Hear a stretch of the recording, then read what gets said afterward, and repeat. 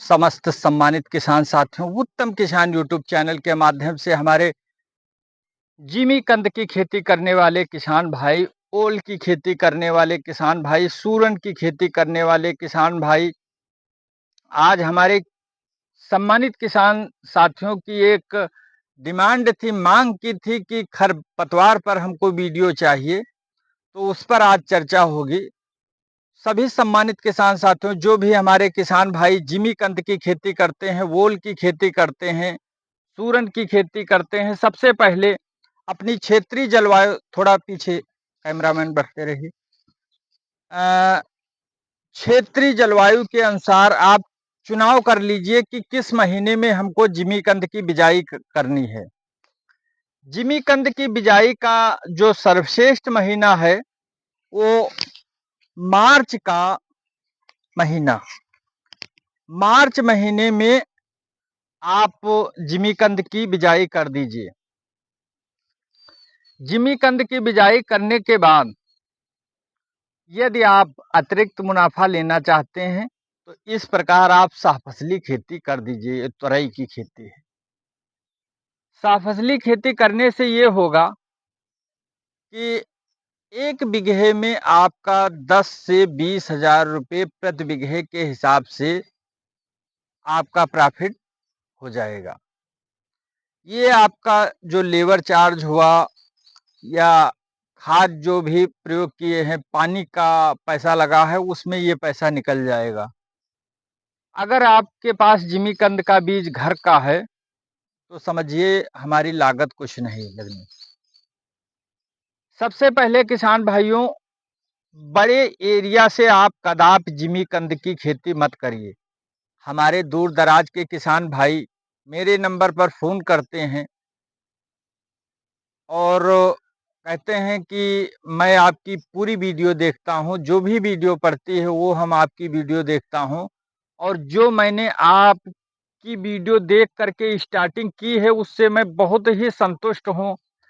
मिर्ज़ापुर के हमारे सम्मानित किसान भाई, सिद्धार्थनगर के सम्मानित किसान भाई, लखीमपुर, अन्य जनपदों के, बहुत से जनपदों के किसान भाई, उन्होंने क्या किया है, ये छोटे पैमाने से खेती करना स्टार्ट किया।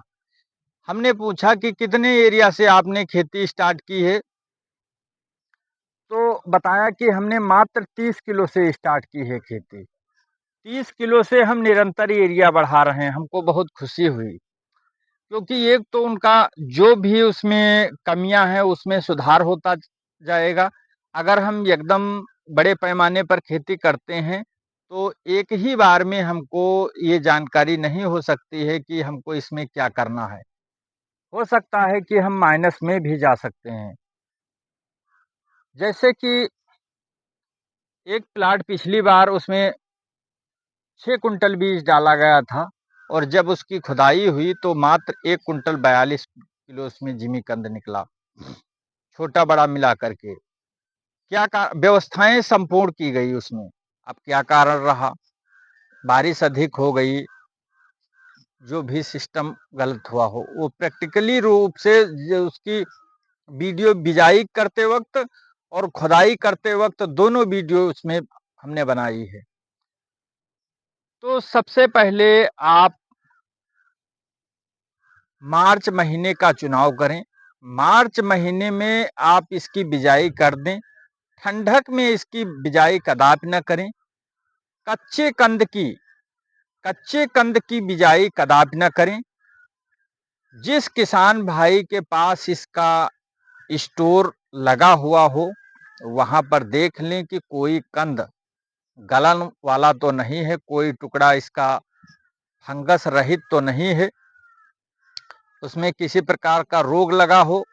अगर उसमें थोड़ा रोग वो और बढ़ेगा, और आपकी स्टार्टिंग प्रारंभिक है, ऐसा पता लगा कि हमने पूरा समझो शोध ही में अपना पैसा बर्बाद कर दिया, तो इस हिसाब से पके माल की, पक्का माल पूर्ण रूप से तैयार हुआ खरीदें।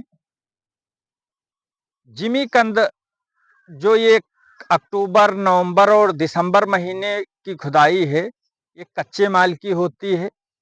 इसमें कच्चा माल अगर बोया जाता है तो जमाव बहुत कम निकलता है। हो सकता है 1-2 पौधा इसमें निकल जाए, बाकी इसमें अधिक जमाव नहीं होगा। और प्रयास ये करें कि सदैव बड़े कंद की बिजाई करें। जब बड़ा कंद पड़ेगा तो बड़ा कंद होगा। छोटे कंद का हमने भी प्रैक्टिकल किया है, अगर हम छोटा कंद डालते हैं तो कंद छोटा ही होगा उसमें। यदि हम ये देखते हैं कि ये 250 ग्राम का है तो 250 ग्राम का 1 किलो से कदापि कंद नीचे का नहीं होना चाहिए। अगर 1 किलो से कंद नीचे का है, प्रयास करें कि 1 किलो, 2 किलो, 3 किलो, 4 किलो का, ऊंचे चाहे जितना, 5 किलो से, नया किसान भाई है तो 5 किलो से ऊंचे का कंद न लें। कारण ये रहेगा कि उसमें जब टुकड़ा काटेंगे तो कटाव में थोड़ा बीज ज्यादा हो जाता है, तो वो 500 ग्राम, कोई कोई टुकड़ा ऐसा होता है कि 500 ग्राम से ऊंचे। 5 किलो से नीचे, 1 किलो से ऊंचे, 5 किलो और 1 किलो के बीच में ही कंद लें वजन करके। आप पैसा दे रहे हैं किसी किसान भाई के पास, जिस किसान भाई के पास खरीदें, आप पैसा लगाएंगे, पूरी व्यवस्थाएं बात कर लीजिए कि हम ऐसा इस हिसाब का रेशियो का कंद लेंगे, छोटा पीस नहीं लेंगे, 50 ग्राम का, 100 ग्राम का हम पीस नहीं लेंगे, वो ग्रोथ नहीं करता, ना उसमें वो होगा। ये खुद का प्रैक्टिकल किया हुआ है। आज हमारे किसान भाइयों ने खरपतवार की बात की थी। खरपतवार को कदापि रासायनिक दवा से उसको नष्ट ना करें। उसकी जो भी व्यवस्थाएं हो सके उस हिसाब से खरपतवार को निकाल करके बाहर करिए।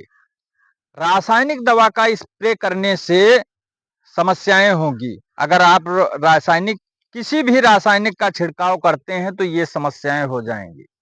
अगर ओवर कर रहे हैं इधर किसान भाई, ये समस्याएं होगी। अब ये समस्याएं कब हुई हैं? जब इसमें कंद पूर्ण रूप से बैठने के लायक हुआ है, ग्रोथ करने के लायक हुआ है, तब ये हमारे पास ऐसी समस्याएं उभर के आ रही हैं। क्या कारण रहा? कि रासायनिक दवा का प्रयोग हमने इस पर किया बिना सोचे समझे। तो किसी प्रकार भी निकालें कंद को, ये खरपतवार को मतलब छिलवा करके बाहर निकाल दें। बाकी रासायनिक किसी भी प्रकार का अब इस टाइम रासायनिक दवा का इस्तेमाल ना करें, क्योंकि कंद अब पूर्ण रूप से ग्रोथ पर था और रासायनिक दवा का स्प्रे करने से पूरा का पूरा जो है डैमेज हो रहा। तो चुनाव मार्च महीना, समय से बिजाई, कंद का जो वजन है वो 1 किलो से 5 किलो के बीच होना चाहिए। जो नए किसान भाई हैं, अगर 5 किलो से अधिक बड़ा लेकर जाते हैं तो उसको जब काटेंगे तो टुकड़ा 500 ग्राम से अधिक ही जाएगा। तो इस हिसाब से हमारा कहने का है 6 कुंटल 5 कुंटल बीज पड़ता है, 9 कुंटल और 10 कुंटल भी बीज में नहीं हो पाएगा 1 बीघे खेत। 50 कुंटल में समझिए 1 एकड़ होगा। तो उस हिसाब से इस रेशियो का कंद लें।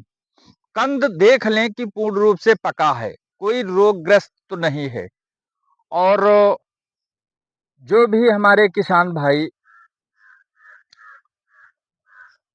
जिमी कंद की खेती करना चाहते हैं, जिमी कंद की खेती करके अधिक मुनाफा प्राप्त करना चाहते हैं, ये खेती बहुत ही फायदेमंद खेती है।